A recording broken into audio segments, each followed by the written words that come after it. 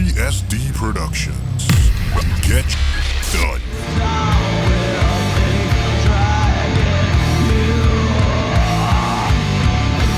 Right, so you covered your guitars. Let's go through your amps. Now I know you from before with the Mesa Mark III, right? And I know you It switched died. to this. It died, unfortunately. Unfortunately, yeah. I mean, that's an 80s amp, right? Yeah, great amp. Yeah, I love it.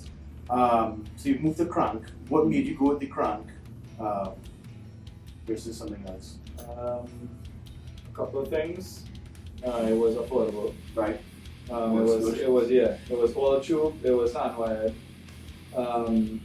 It was endorsed by Dimebag at the time. And I just really kind of dug all some of it, like all the stuff that they had out, and so I said, let me give it a shot. Right.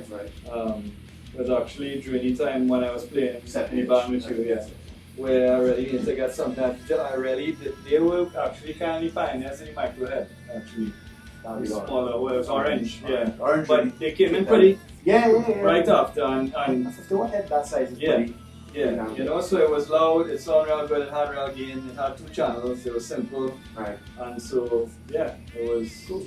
That was a choice. So you use both channels, or you just pretty much use clean and effects, or a mixture of? I use both channels. Right. When we go to the pedal conversation, I'll explain that. Right. But yeah, both channels, clean, dirty. Right. Pretty much. And you use All it- my dirty sound is literally nothing but the head. Okay, that's cool. And you don't always use this cab, which is just for the band room practicing, or you have? I love how this cab sounds, Right. but it depends where we're playing. If I need something that could really be loud, I use the Johnny Pro cab that I have, which has 2 eminent swamp things in it, which are very loud. Yes. But this 1x12 is also quite loud for the size of it. It's also a good sound. Yeah, it's another eminence again. Right. It's the I think the whatever. Right. And as we hear, this will Yes. do a key control switcher. This is what Right. what's that doing for you? So before I used to use straight processor into clean head, Right.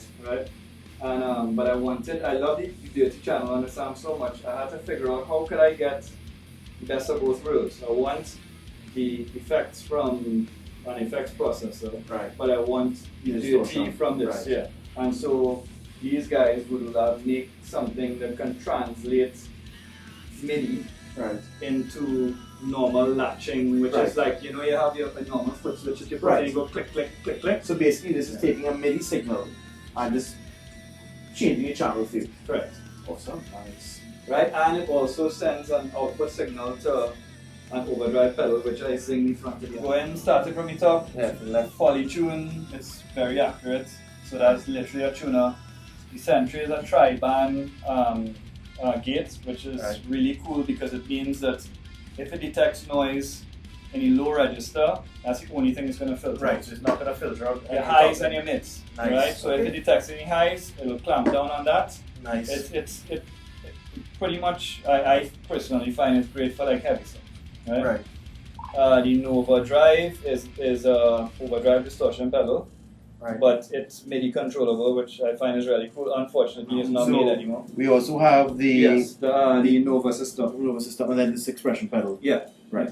but So- so the Nova system is effects, Right. delays and then- choruses and modulations. and that is also what's That is sent the MIDI brain basically. So Correct, that yeah. sent the MIDI signal out. That sense controls change, if that means anything to anybody. Yes. Control change messages to this, and it's saved, and it translates into Right. everything, right? So So, basically- for instance, see, like, okay, I'm on a clean here, which has clean and delay and whatnot. You'll notice that no lights are lighting up here, Right. Okay. right? So I go to another clean, no lights are lighting up.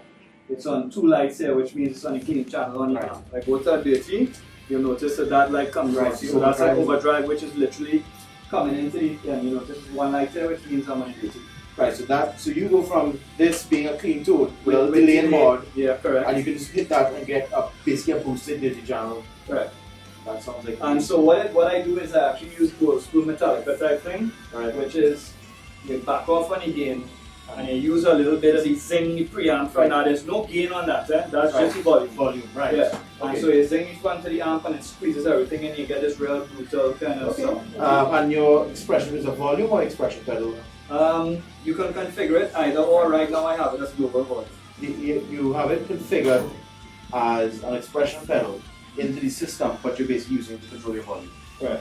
Alright, so why don't you, the intro track on the new album has some really cool ambient kind of stuff, so why don't you run through how you do that?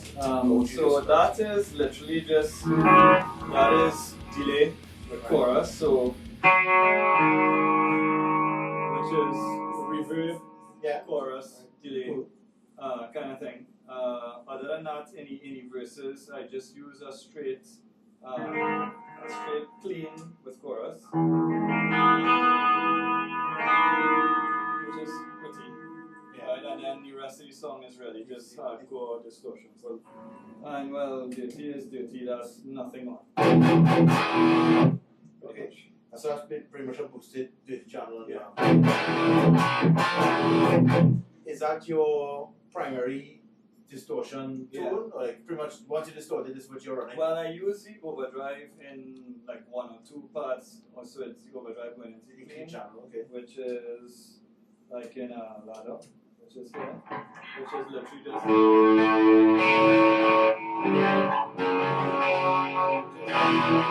slight overdrive, right? Delay and like so ambient overdrive kind of thing.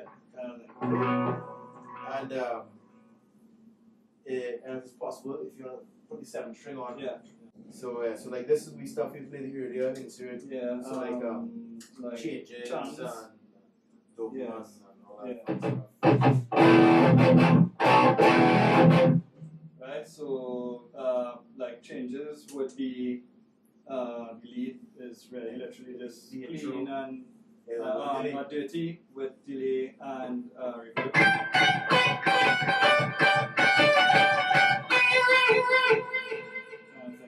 You riffed an intro in a million mosh pits. Well, I think that was it. But you just knew when you heard that delay part something was gonna happen. It's coming. Yeah, and well, stuff like 13 is clean and delay. Right? What mod are you using on it? What modulation? Just chorus. Okay, so kind of doubling effect. Okay. Yeah, so the that kind of weird keyboardy kind of effect this in changes is just chorus, it doesn't. Okay. Kind of rounds it out and which would sound like if you play chords.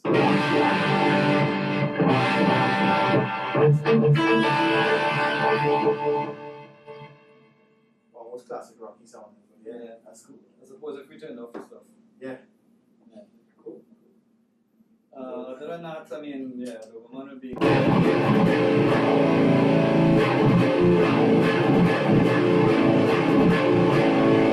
That's straight. So that's first metal. Overdrive. Yeah, so anytime I'm on that third one is always the overdrive going into the amp with nothing else on. Everything is bypass. Keep it simple. Well, but keep it simple with a complex trick. Simple for me would be going straight in here and just jamming here. Alright, well, I think that pretty much wraps us up here. Well, good luck, and hopefully you get more albums and more gigs coming up soon. Yeah. The gigs for sure. Gigs for sure. Alright, well, For now. take what you can get. Yeah. Cool. Alright, well, this is the GSD Productions, and our rundown of Incert Coin, Scott Johnson. So, stay tuned for the next one.